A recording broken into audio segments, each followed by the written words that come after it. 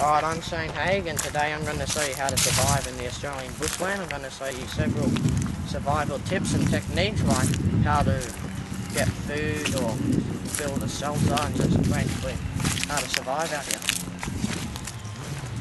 Alright, now we are in the Australian bushland, and one of the things you need to look out for in Australia, particularly in the southern states, is venomous snakes. Now, there are a lot of venomous snakes around here, including coppermouth, red belly, cottonmouth. But the way to avoid snakes is to make a lot of noise, like crashing through trees and everything. Because snakes usually bite people in a defensive manner. They don't just walk up and just slide up to someone and bite them. And if you do get bitten by a snake, you should cut a strip out of your t-shirt and make a croquette, so then that would slow down the blood and stop the venom from circulating around your blood system. Alright guys, we found the stream here, and we're going to show you how to find water. Now, just by looking at the stream, you can tell that's probably going to be almost 100% clean, but just to be on the safe side, we're going to show you how to filter it. Now, these rocks here, they already act as kind of like a filter, but to be on the safe side, you can cut a piece of your shirt off. Now, you could use it in your breast pocket, which is what we're going to be using here. Now, you just cut through, cut it off.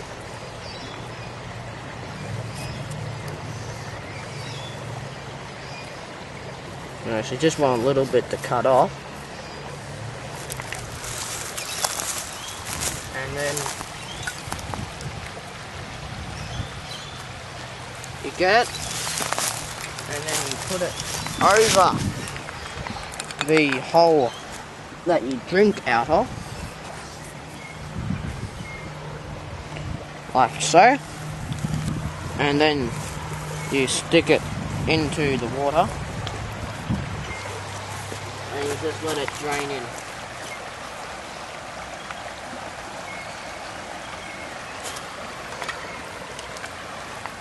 You see now already that has a little bit of water in it. If you have more time, you can do it quickly now. I'm just going to clear it. You see now it's pretty clear. I'm going to drink it. It actually tastes pretty good. But you can do this for a lot longer and fill up the whole bottle, because you always should take a water bottle with you on a trip. Alright, now we're going to show you how to cross the river. Now, this river isn't really wild waters, but there is actually a way you can use to cross the river. Now, you can use a stick to hold you upright. So maybe like something like this. It needs to be about your height. And you take off your shoes, because you don't really want to get your shoes wet. And then you take off your socks. And you put them into your shoes. And then just get your shoes tying together. Just a simple knot your shoes. Like that. And you throw it over your shoulder. And you get your stick. And then you just cross the river. Alright, let's go.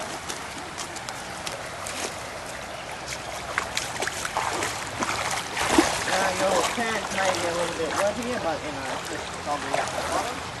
Luckily this is not deep.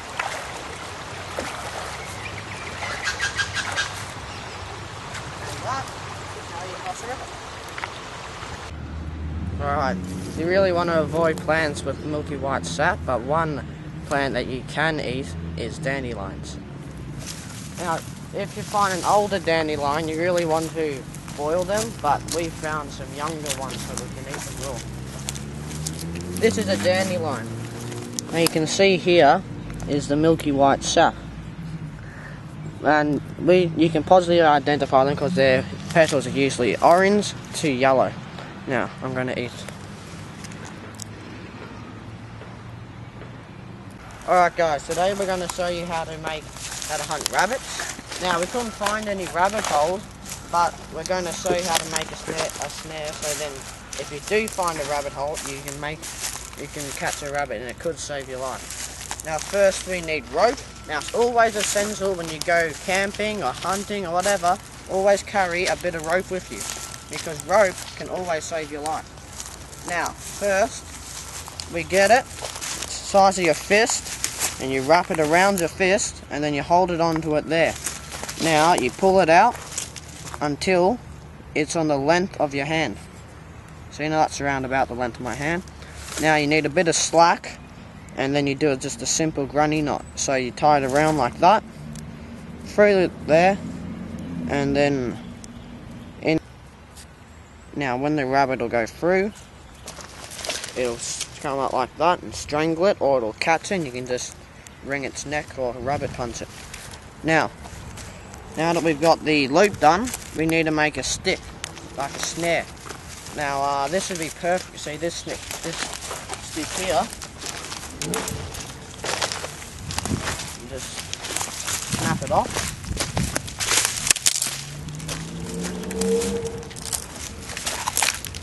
Here, and then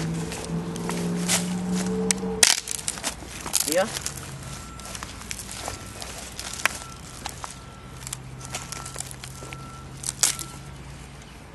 Alright, now another thing when you're going camping or hunting, probably more when you go hunting, but you should always carry it with you, is a knife. Now you take the knife and you make a point on the stick.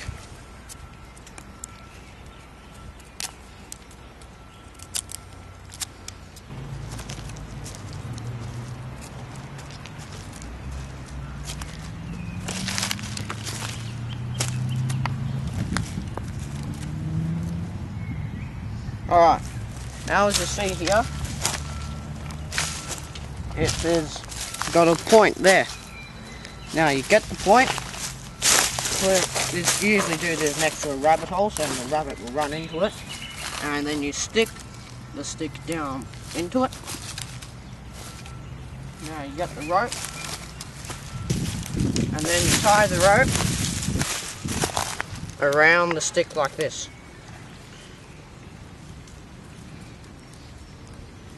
Now you need to make sure that the stick is in nice and tight. Now you need to get twigs. But the twigs need to have a bit of a V on them. So then, see like this, they don't need to be too sturdy. And you get two sticks like this. Alright? And then you stick them into the ground next to the snare. Now we need to find another one.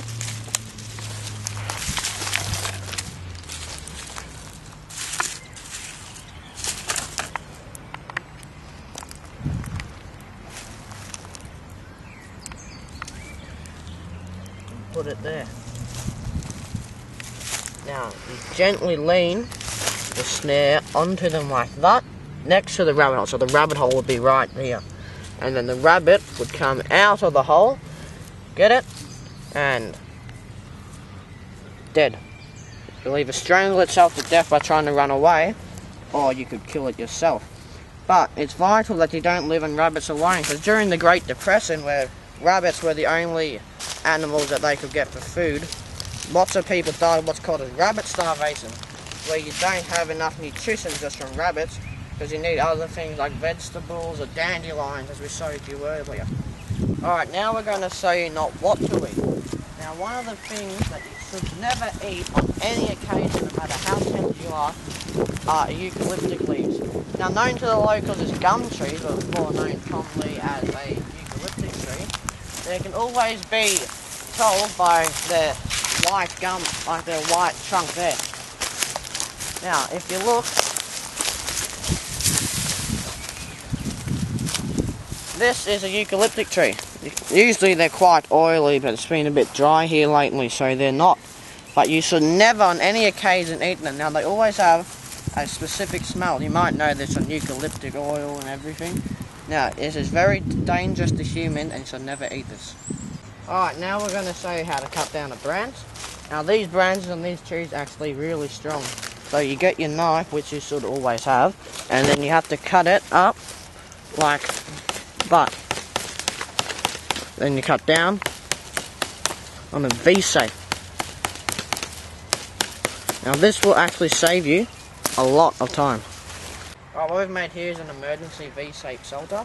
Now we use leaves on top from that tree, and we just lent a big stick up against a tree here, see on the stump there.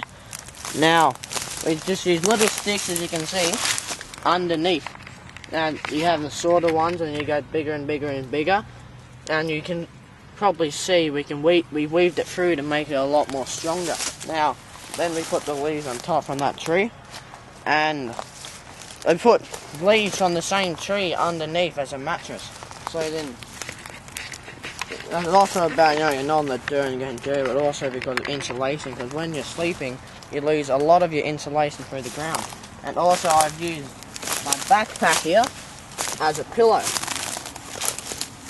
and as you can see it forms a windbreak and it forms shelter from the rain.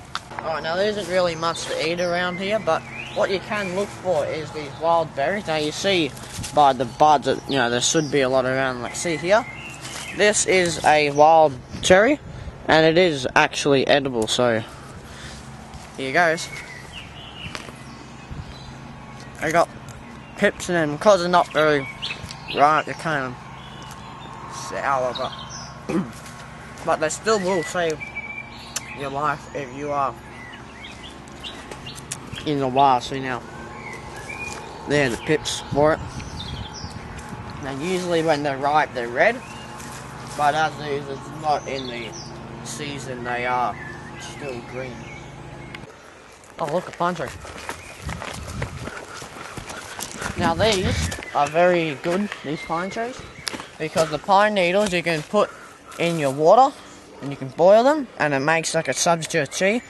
Once again, this is a substitute and it's for morale, and as I always say, it's always good to eat. Right now we're going to show you honeysuckles. Now they're not really that much of to quench your hunger, but they are good for morale, because one of the things about surviving is to keep your morale up. Now you get them and you see that green bit at the end, you bite that off and it has like a rich nectar inside it, and you just suck it out. It isn't much, but it will help you with your morale because it's nice and sweet. Alright guys, I was just saying some very simple tips and techniques, but in a circumstance where you are trapped out here, it could save your life. This is a very rugged and harsh environment, and after years of drought we have very little water out here, so it is useful to know some of these techniques. That's all for now. I'm saying hey, see you next time.